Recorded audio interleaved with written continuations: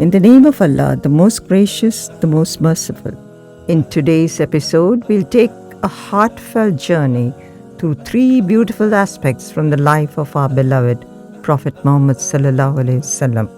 First, we'll reflect on the physical features of our Prophet Muhammad sallallahu alaihi wasallam as described lovingly by his companions. Then we'll witness his simplicity, humility, dignity, and gentle humor, the qualities that made hearts melt and souls find peace.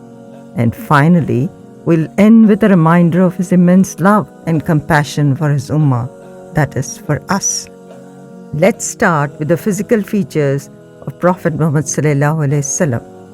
Al-Rubay bint Muawid radiyallahu anha, one of the Sahabiyat, said that when her son asked her to describe the Prophet Muhammad sallallahu alaihi wasallam, all she could say was, "If you were to have seen him, you would have thought that the sun has risen up."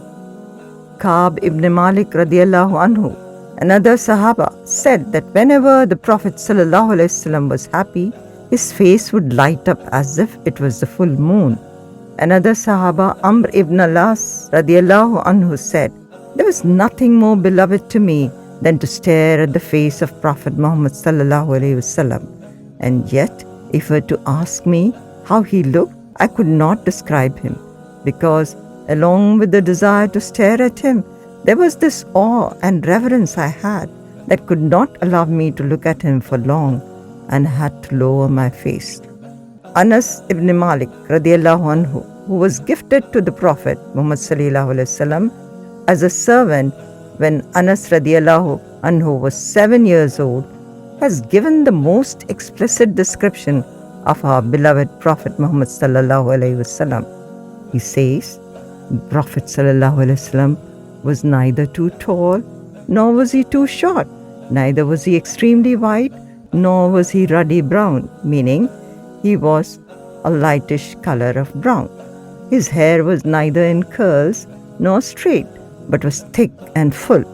I never felt any velvet or silk softer than the hair of the Prophet Muhammad sallallahu alaihi wasallam, nor did I smell a perfume more fragrant than the sweat of Prophet Muhammad sallallahu alaihi wasallam. It is narrated that the wives of the Prophet sallallahu alaihi wasallam used to collect his sweat in a jar, and they would use it as perfume or as medicine. Ali ibn Abi Talib radiyallahu anhu has described the Prophet sallallahu alaihi wasallam saying, "His face was neither fleshy nor round, it was ovalish. His eyes were large with jet black pupils, and his lashes were long. His joints were large, as was his upper back, and he was broad-shouldered. He did not have hair on his body overall, but he had a fine line of hair extending from the chest to his navel. When he would walk briskly as if he was walking down the slope. When he would turn to face you with his whole body. Between his two shoulders was the seal of prophethood. It was like an outgrowth of hair of a different color. Whoever unexpectedly saw the Prophet sallallahu alaihi wasallam would stand in awe of him. Whoever accompanied him and got to know him would love him, and those who described him would always say, "I've never seen anyone before him or after him who was like him."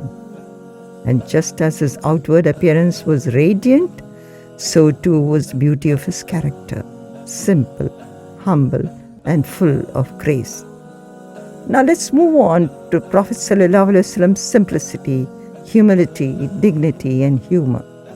It is narrated in a Hadith in Tirmidhi that his wife Aayah radiyallahu anha once softened his bed with some extra layers for comfort.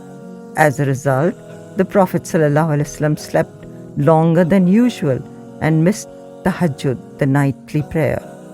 When he woke up, he asked what happened and requested that his bed be changed back to how it was before. An example of his humility in character was narrated by those closest to him.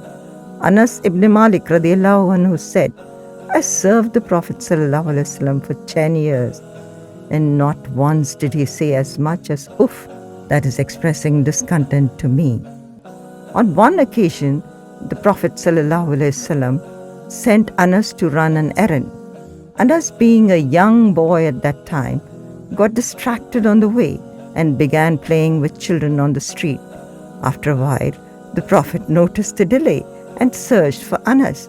Finding him in play, Anas recalled, I felt someone behind me pulling me by the ears. I turned around and there I saw the Prophet ﷺ smiling at me. Hadith from Muslim, Sahih Muslim. His humility and dignity extended to his enemies. Once a Jewish leader visited the Prophet ﷺ and said, Assalamu alaikum, instead of the usual Islamic greeting of Assalamu alaikum.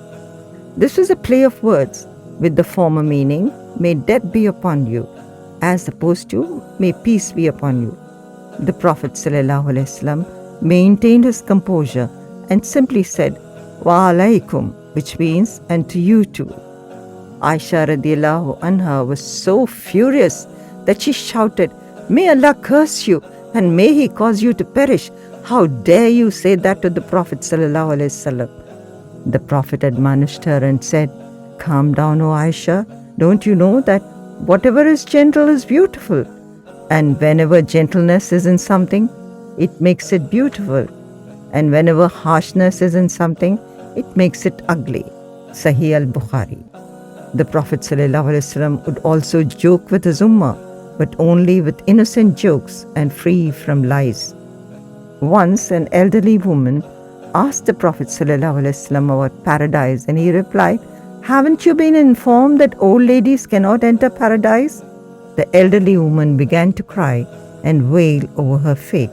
The Prophet ﷺ interrupted her and clarified, Don't cry. By Allah, old ladies cannot enter paradise because Allah will first make them into young maidens and then enter them into paradise. Hadith from Tirmidhi. Such was the balance of his personality, dignified yet gentle, humble yet full of joy. And behind all these qualities was a heart overflowing with love and compassion, not just for those around him, but for every believer who would come after him.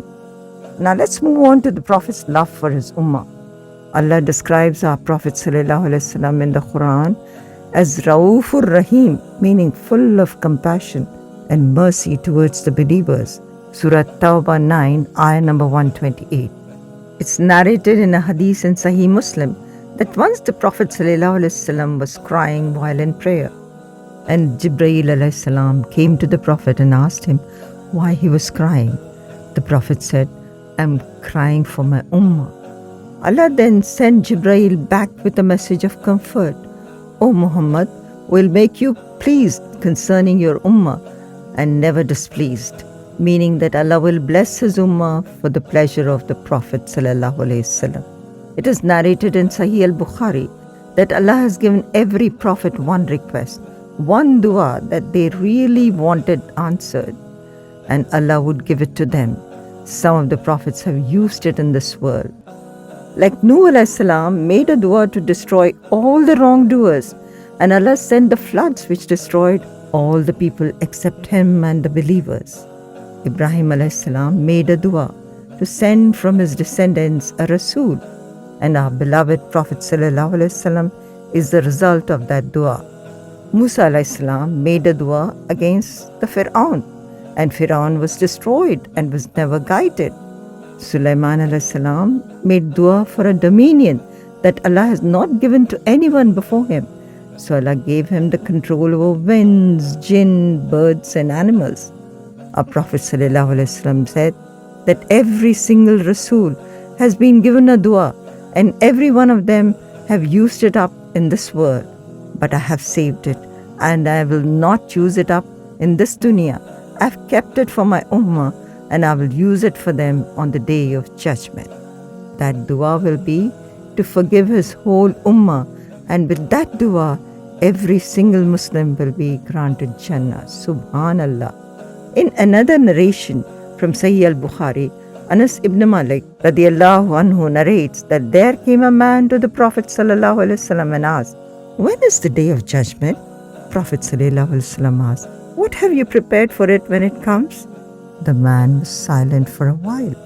The man then said, I really do not have that much salah, that much fasting, and that much sadaqah, but I have a genuine love for Allah and His Messenger. So the Prophet ﷺ said, you will be with those whom you love.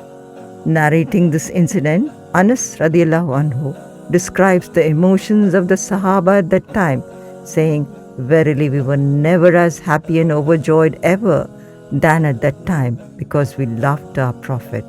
But we thought that our levels would be so different, and so would never get to see him in Akhirah or afterlife.